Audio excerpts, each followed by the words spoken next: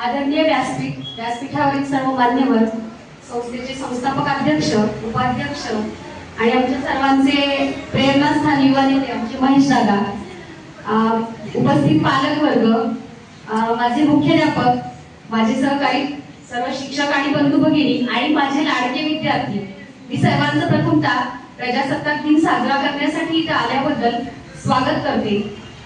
उत्सव तीन रंगांचा आज सजला, नतमस्तक मी त्या सर्वांची ज्यांनी भारत देश घडवण्यासाठी इतिहास घडवला. आज 26 जानेवारी म्हणजे आपला प्रजासत्ताक दिन. तर प्रजासत्ताक दिन म्हणजे आपल्या सर्व भारतीयांसाठी उत्साहाचा, आनंदाचा, सन्मानाचा आणि अभिमानाचा दिवस आहे. तर मी प्रथमतः सर्वांना प्रजासत्ताक दिनाच्या हार्दिक शुभेच्छा देते. आणि आपल्याला तुम्हाला माहितीच आहे विद्यार्थ्यांनो की आपल्याला स्वातंत्र्य हे 15 ऑगस्ट 1947 रोजी आपला भारत देश इंग्रजांच्या गुलामगिरीतून मुक्त झाला.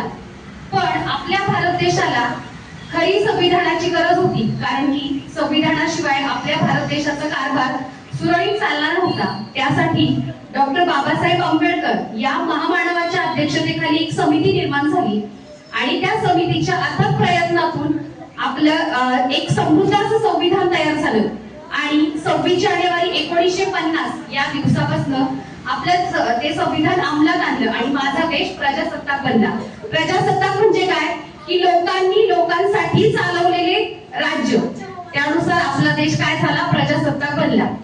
आपल्याला हे जे खरे स्वातंत्र्य मिळाले आहे ते तर मी म्हणेन की त्याचे श्रेय आपले जे क्रांतिकारक, थोर पुरुष, नेते होऊन गेले त्यांना देते. कारण त्यांनी, तुम्हाला सर्वांना माहित आहे की आपण इतिहासात शिकलोय, भगतसिंग, राजगुरू, सुखदेव, चंद्रशेखर आझाद या सर्व नेत्यांनी, महापुरुषांनी आपल्या प्राणाचे बलिदान दिले. त्यानंतर आपल्याला ही स्वातंत्र्याची पहाट पाहायला मिळते. आणि इथे आपण आज जमलो आहे आपला प्रजासत्ताक दिन साजरा करण्यासाठी की त्यांनी प्रेम बलिदान दिलं. त्यांनी जर आपल्यासाठी हे कार्य केलं नसतं तर आजही आपण गुलामगिरीत असतो.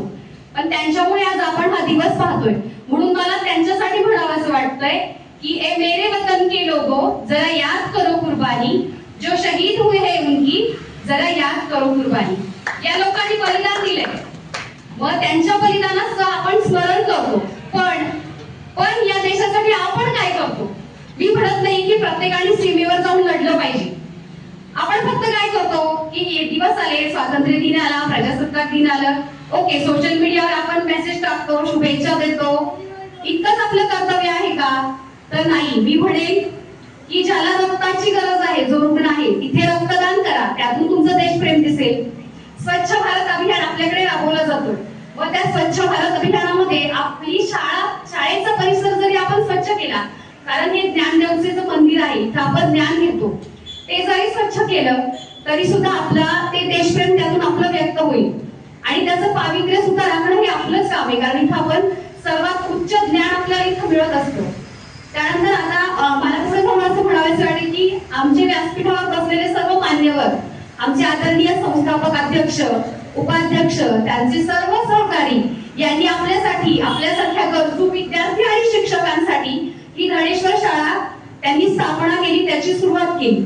आणि त्यातूनही ज्ञानदानाचं, विद्यार्थी घडवण्याचं काम होतंय, ते सुद्धा एक त्यांचं देशप्रेमच आहे. आणि मला माझा स्वतःचाही अभिमान वाटतो की त्यांच्या या देशप्रेमाच्या कामामध्ये मी सुद्धा माझ्या छोट्या विद्यार्थ्यांना घडवण्याचं कार्य करते. त्यामुळे मला माझाही अभिमान वाटतं की कुठे ना कुठे माझ्याकडूनही त्याच्यामध्ये काहीतरी योगदान आहे.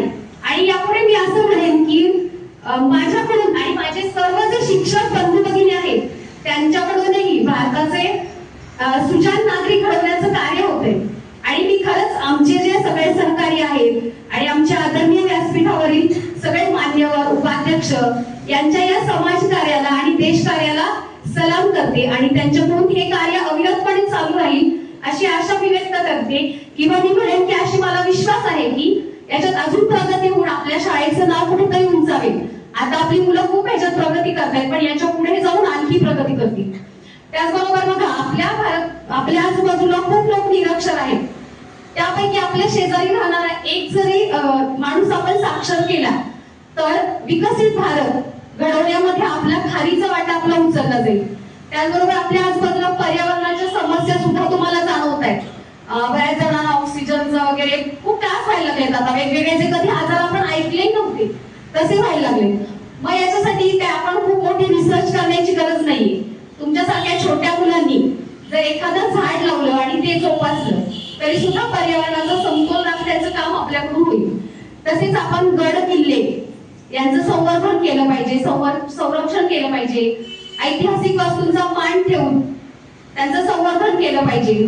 त्याचबरोबर आपत्तीच्या काळामध्ये आपल्याकडून गरजूंना काहीतरी मदत केली पाहिजे.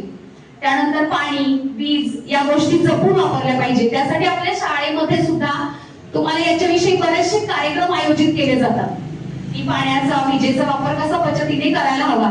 आपल्याकडे सुद्धा सोलर सिस्टीम वरती लावली आहे. त्याच्यातून तुम्हाला काय दिलंय की संदेश दिलाय नैसर्गिक ऊर्जेचा वापर करा.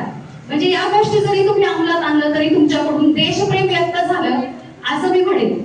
पहा, आता आपल्याला संत ज्ञानेश्वरांनी सांगितलं होतं की हे विश्वाचे माझे घर आणि आपले महाराष्ट्राचे आराध्य दैवत छत्रपती शिवाजी महाराज यांनी जे हिंदवी स्वराज्य स्थापन केलं ते कोणा एकट्याचं काम नव्हतं. त्यांनी सर्व जाती पंथाच्या लोकांना एकत्र करून हिंदवी स्वराज्य निर्माण केलं. त्यांच्या हिंदवी स्वराज्यामध्ये जातीभेद नव्हता, तर त्यांनी सर्वांना एकत्र करून हिंदवी स्वराज्य निर्माण केलं. म्हणून ते त्यांच्या सैनिकांना मावळे म्हणून आणि त्यांचं हिंदवी स्वराज्याचं त्यांनी स्वप्न पूर्ण केलं. आणि आज आपले थोर नेते, मी तुम्हाला सांगितलं की ज्यांनी बलिदान दिलं त्यामुळे आपण हा दिवस पाहतोय.